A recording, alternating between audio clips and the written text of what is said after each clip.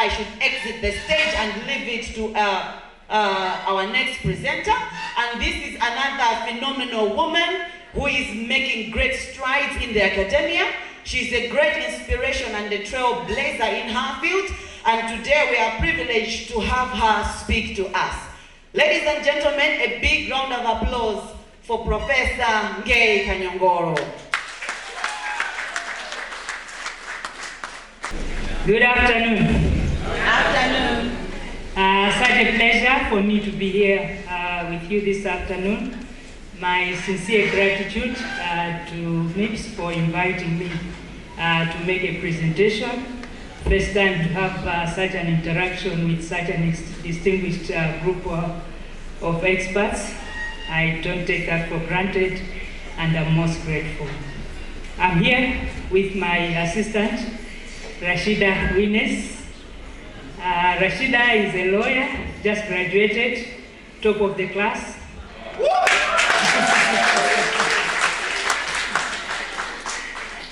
She's still at home. She enjoys research and therefore always working with me, but we're looking for a top bidder to get the top most lawyer from the University of Malawi in 2024. All right, thank you very much. My presentation this afternoon is on harnessing the policy and regulatory framework for export orientation supply chain in Malawi. I'm a lawyer by profession. I'm more of an activist, and therefore the bulk of the focus of my work will be from a legal perspective. My key argument in this presentation is that policy and regulatory framework is indeed relevant to export-oriented supply chain in Malawi and can be harnessed through engagement in international, regional, and bilateral at bilateral levels, stakeholder cooperation with government to ensure realistic and integrated policies, especially at national level, and most importantly, compliance and strict enforcement of laws, policies, and regulations. I'm talking to experts in the area, and therefore I'm using my general legal framework on law and engagement at different levels for us to have a reflection on how we are using law in order to push our agenda.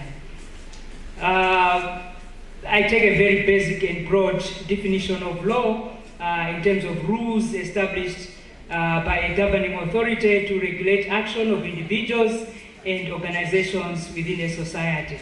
Critical, they are enforceable through legal mechanisms like arbitration or the courts. Policies, equally important, but they barely be guidelines, principles or plans of action created by government to achieve specific goals or issues. They're not legally binding, they may be time-bound, but they are very important in providing guidance and regulating a particular industry.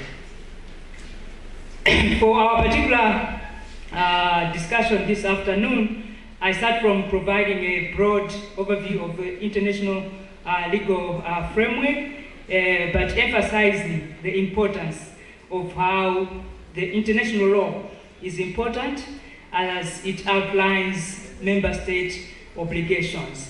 And therefore, the various conventions, treaties that Malawi has signed in trade or export supply chains become very important because they set a standard by which Malawi as a country is measured, but is also as an obligation at international level and allows us to engage with counterparts at that level accordingly. Sets out minimum requirements on issues of transparency, non-discriminatory procurement processes, for example, establishes relationships with suppliers in different countries, and sets standards of treating export goods and services. Therefore, our engagement at international level becomes critical. Important also is the need that international law and legal frameworks enables business actors from member states to benefit from funds that may boost production and export-oriented supplies, may create one-stop border posts for exports, standardizes customs regulations, determines eligibility of export goods and services for preferential treatment. Therefore, the international legal framework is critical for us. We are emphasizing on export supply, and therefore important that we are conversant with the various international legal instruments that are relevant in that regard. I highlight a few examples. For example, the importance of international trade agreements at global, regional, and bilateral levels on free trade areas, focusing on internal barriers, removal of internal barriers, how we built the customs union. That's all being done at international level. The importance of GATT, non-discrimination as a key WTO principle aimed at eliminating trade distorting domestic support. Examples of most favored nation to accord immediate and uncontrolled treatment of like export products of different countries, national treatment, avoiding imposing tariff and customs laws and regulations that are intended to offer protection to domestic products. That's also at international level. We have the agreement establishing the African Continental Free Trade Area, deepening inter-Africa trade among members of the African Union, creating a single market for goods and services, operating on principles of reciprocity, most favored nation, national treatment, flexibility, and special and differential treatment. There is COMESA when we go regional, very important since 2007, establishing the customs union, conditions for regulating re-export of goods, eliminating rigidities in the structure of production and manufacturing, amongst other provisions. The importance of members to eliminate custom duties to importation of goods which are eligible for Malawi tariff treatment. The importance of member states to have a duty to provide information on investment, incentives, critical incentives, opportunities, but also legislation, practices, and other awareness promotion activities. Lastly, within SADC, with our neighbors, we have the consolidated text of the Treaty of the Southern Africa Development Community, establishing to foster deeper economic integration by opening up trade, investment, and economic cooperation, achieved through harmonizing customs procedures, exporters from Malawi to follow SADC rules, and therefore basically buttressing the point we are making of the importance of us being aware of emerging trends, emerging legislation, regulations at international level, those that bind our state, but also most important, those that are bilateral, state by state, those that are within SADC and commerce. At national level, the legal framework is also a little more straightforward. We have the Malawi Constitution, which is the highest law of the land, and within that, quite important issues are around the economy, Section 13, the right to economic activity, the right to fair and safe labor practices, just to mention a few. We isolate these because with the kind of work we're doing, we really are focusing on economic growth and related activities, but most important also the export zones that we have. We have laborers, people that we have employees, people that work and therefore need to be treated fairly, need a safe work environment, and I'm sure the previous speaker, maybe Professor Chweza, touched a lot on that. But understanding that legal framework, especially from the perspective of the Constitution, becomes very critical. Of late, looking at business from a human rights perspective is becoming quite an important emerging issue. Earlier, it was mostly thought of human rights and the state, human rights and the public sector. But now it's human rights and the private sector as well. And therefore,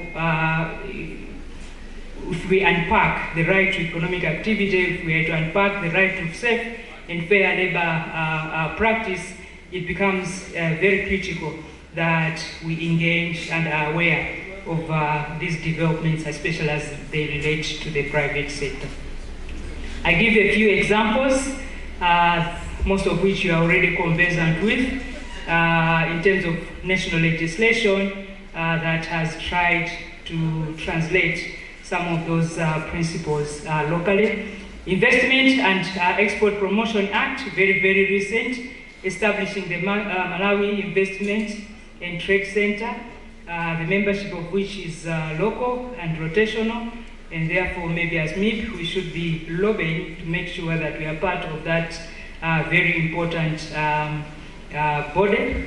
Registration focuses on the registration and issuance of export registration certificates and issues related to incentives, both physical, income, and duty drawback.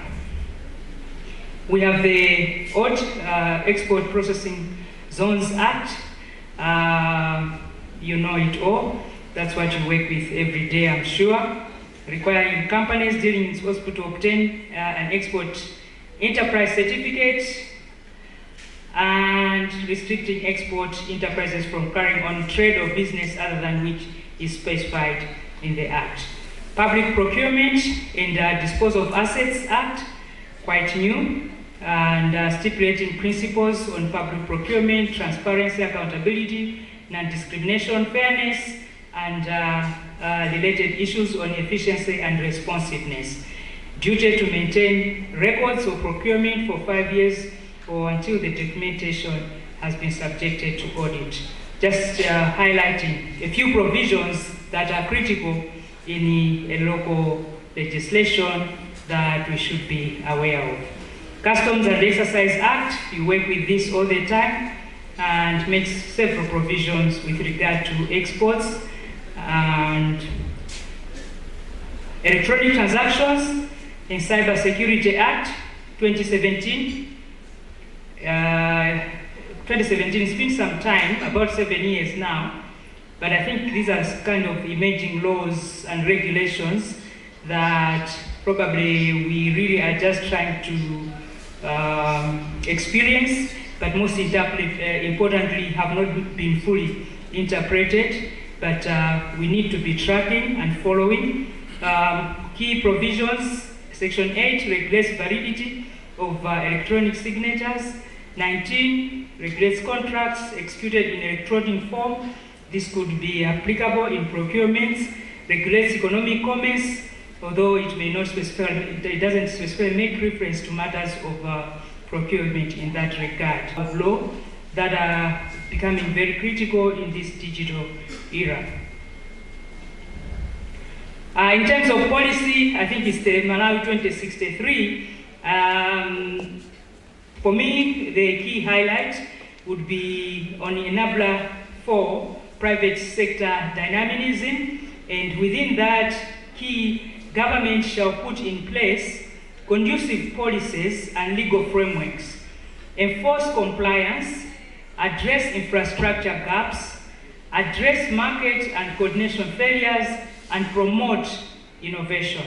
In the context of the topic that we're dealing with this afternoon, it becomes imperative for us to be tracking the duty of government in producing that conducive environment, but also the extent to which we are able to ensure that we are compliant and we're dealing with gaps and promoting innovations.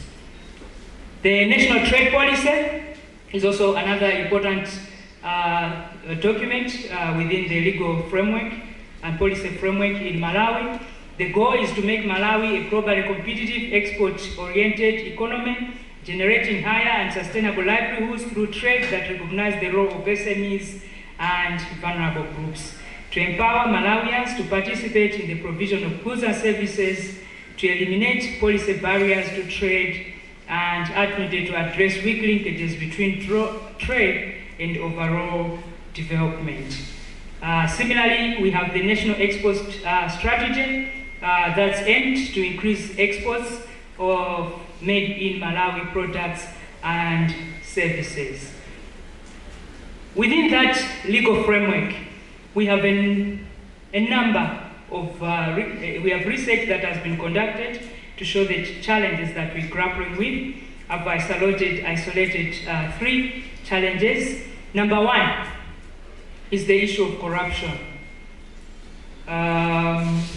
Research done by Ntua and Chiweza has shown procurement is the second most corrupt system in Malawi, followed by customs clearance. I hope you had that discussion earlier. No, but that's research-based. I wish Prof. Chiweza was still here so she could elaborate on her presentation. But procurement, customs clearance, most corrupt systems in Malawi. That's a 2023 research. It relates to fraudulent contracting and accounting, collusive practices, bribery, and compromised administrative oversight.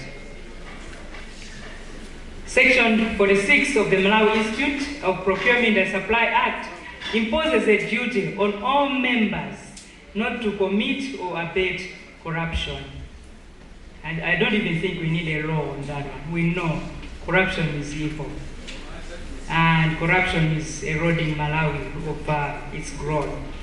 And the law has made that very clear, and therefore the kind of challenge that seems to be top on the list as we deal with the legal framework and regulatory framework for the country in relation to you as experts.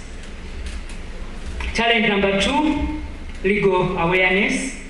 Basic problem, low awareness of laws governing specific industries. I bet as I was going through the list, most of you were already aware, not so? All those provisions in the acts that I cited, we deal with those every day, not so? So, maybe it may not be a problem with you, but research generally shows that the majority of experts don't really pay attention to the regulatory framework, to the relevant laws, until or unless they're dealing with a particular problem. Or they engage at the beginning, and then in between, not much. Or maybe just certain officers, the rest of the members, they are not aware. And therefore, awareness of the regulatory framework, research has shown, is very low. Number 2 is the business culture of what's called lex mercatoria. Most merchants would just want to use, the customary laws that they are used to day, but they don't want to engage with the big picture. The issues we talked about at international level, for example, that we should be engaging with the emerging issues, business and human rights. We are engaging with the treaties that our countries are signing up to. That becomes important. Number 3 is the transition to digital technology. This leads to Malawi's readiness to transition from traditional procurement systems to digital technology. Predominantly, we've been paper-based. Despite the launch of the e-procurement systems for procurement reviews, supplier registration, traceability of files and trail audits, we still have challenges. We're having to catch up with the rest of the world. We've gone digital, but the extent that we're doing that, even within the regulatory framework, maybe it's at a very slow pace, and therefore it is quite a challenge that we should catch up. What others have referred to as overregulation, maybe we keep piling up laws, from time immemorial, and the policies that we are drawing up all the time, but shelving in our drawers, and that can be a challenge especially for experts to keep up to date with the policies and regulations. All right, so last part, what should be the best practices and opportunities for us? Number one, I think I would say is paying attention to stakeholder functions and obligations. Government has got a very important role in lawmaking. They need to consult private sector, when they're making the laws, enter into beneficial trade agreements, duty to inform citizens of existing laws and policies through mass media, public-private dialogue, and to monitor and ensure compliance and adequate enforcement. So there is a role for the state to play for us to remain engaged in the appropriate legal and regulatory framework. Private sector, procurement experts, as yourselves, contribute towards law and policy making, facilitating awareness. We talked about that, the issues of compliance and enforcement. And as experts, the need for us to navigate the international standards and national laws with ease so that we're able to live up to our obligation. Focusing a lot more on the role of the private stakeholders towards business and friendly law policy making. We need to push for consultative law and policy making, strengthening stakeholder engagement and cooperation with government to ensure we are engaged in institutions like the new institutions that are coming up. For example, membership of the Malawi Investment and Trade Center, engaging central government ministries to push for bills that should be tabled in Parliament with which are friendly to business. And most importantly, providing technical assistance and expertise when it comes to drafting high quality, clear legislation and regulations. Most of the time, when laws are being drawn up, regulations, when states are negotiating whether to sign a treaty or not, we are aloof until maybe it's been signed, and then they're saying there's this provision or there's that provision. We may not fully engage Parliament, the lawmakers, unless maybe we hear there's that one provision that has caught our interest. So basically we are making the point that harnessing the legal framework implies that as experts, we should be fully engaged throughout the process. The few laws that we talked about, the odd laws that are still on our statute books, it takes somebody to push, for reform. And if we only push for reform, when we are interested in that one small provision, we may lose out on the big picture and how we can remain engaged to harness the appropriate legal framework for our business. Capacity building, ensure members' awareness. We've talked about issues of awareness and also facilitating compliance. We've talked about corruption, to what extent as an institution are we making efforts to prioritize curbing of corruption. Leveraging technology, we mentioned that as a challenge, and therefore consider emerging and engaging in new emerging areas of law that address contemporary issues in procurement and general export business. And for example, an open electronic procurement system that will enhance proper storage of procurement information and information. Sorry about that. To help curb corruption and ensure transparency and efficiency of the export-oriented supply chain from a very digital and technical perspective. In conclusion, I buttress the point and re-emphasize that by focusing on international engagement, lawmaking, stakeholder cooperation with government towards promoting awareness and compliance by procurement professionals can harness the policy and regulatory framework relevant to export-oriented supply chain in Malawi. I hope I wasn't too technical and legal, but we're trying just to push and make the point that we need not be lawyers for us to understand the law. We need not be experts in specific areas for us to understand what needs to be done. We should just have enough interest on emerging trends around us in law and regulation. We should invest in hiring experts within our institutions who are focused on providing information at each stage to members of staff and to all practitioners.